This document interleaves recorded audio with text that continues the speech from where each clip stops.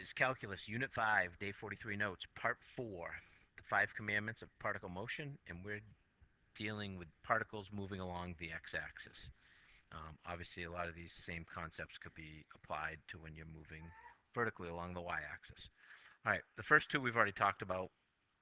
Um, if velocity is positive, then we're saying the particle's moving to the right. If velocity is negative, the particle's moving to the left. Okay, the next two we haven't talked about.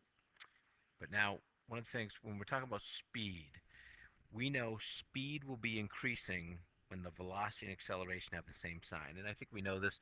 Hey, if I have a positive velocity, I'm traveling 20 miles per hour, and I accelerate at positive 5 miles per hour squared, then my speed's going to increase. And again, it doesn't matter what direction I am because speed just has magnitude, no no direction.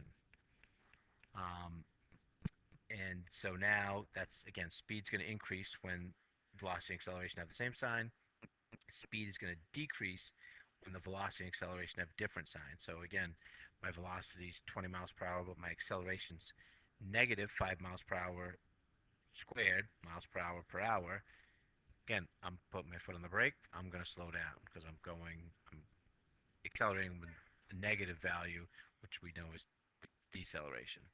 Okay, but we always talk about in terms of acceleration being positive or acceleration being negative. Okay, so speed increases when the signs are the same.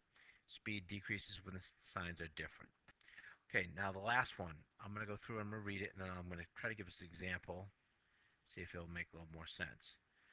And this is the fifth commandment of particle motion. So if the velocity is 0, but the acceleration is not 0, the particle is momentarily stopped and is changing directions. What the heck does that mean? Well, I know, and I'm going to use a vertical example here because I think everyone understands this one. So if I have a tennis ball and I'm going to throw it into the air, I'm going to say I throw it with a velocity of 20 miles per hour. Okay, and it's straight up in the air. I know my line doesn't look straight up in the air. Well, we all know what the acceleration is on that ball right away. Right when I let go of it, acceleration equals, so I'm going to do, thinking miles per hour, I'm going to do it as um, meters per second. So let's do velocity, I don't know, we'll still say 20 meters per second. That's a pretty fast throw. And now we're going to say, hey, the acceleration is negative 9.8 meters per second squared. Let me rewrite that.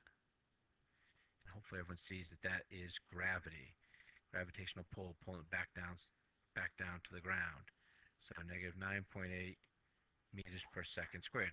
And the ball's going to go, it's 20 meters per second the first second, then you subtract 9.8, and then next second another 9.8, and you get it to where the velocity is going to be 0. But the acceleration, gravity is always pulling on the ball. So it's once it gets to 0, again, once that velocity gets to 0, then the ball's going to stop, and then it's going to change directions. Okay? So that's an example of what this means. It's a little bit easier to understand that example than trying to draw it on a number line. Okay? All right, let's look at this last example down below, and then we are done with day 43 notes. Suppose the velocity of a particle is given by the function, again, velocity function, v of t equals t plus 2 times t plus 4 all squared, for time greater than or equal to 0. And again, time is measured in minutes, velocity is measured in inches per minute. Answer the questions that follow. So find the values of v of 3 and v prime of 3. So let's do. Okay, so I substitute in 3 into the velocity function. I get 245 inches per minute. So that means at 3 minutes, the velocity is 245 inches per minute.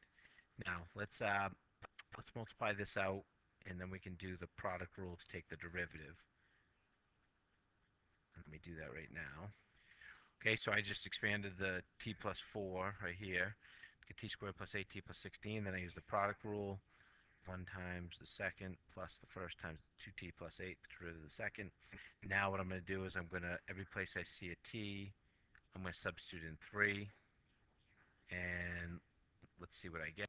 Okay, so when I took the derivative and substituted in 3, I get 119 inches per minute, or inches per minute squared. And now it says describe the speed. Well, hey, what did I just learn? I see that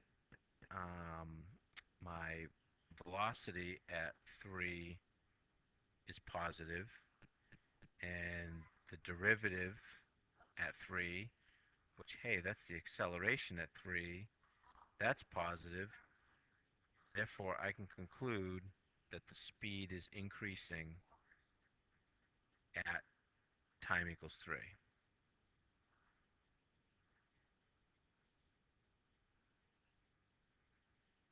Okay, so that's going to be an important concept. Right, and now we want to find out, hey, on what intervals is the particle moving to the left, to the right, and then show your analysis, and let's see what we're doing here.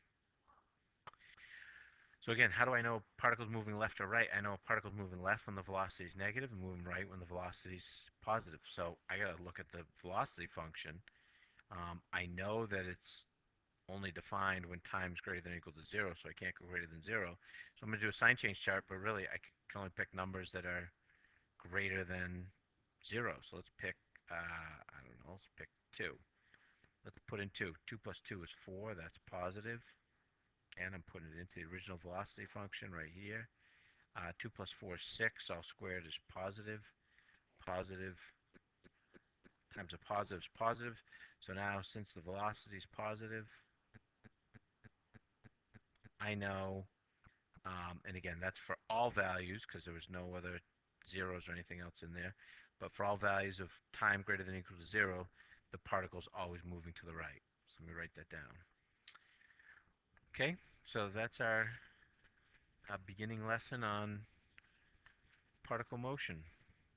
Okay, so that's it for day 43 notes. And again, what did we say? Since the velocity is positive for all values of t time greater than or equal to 0, then the particle's always moving to the right.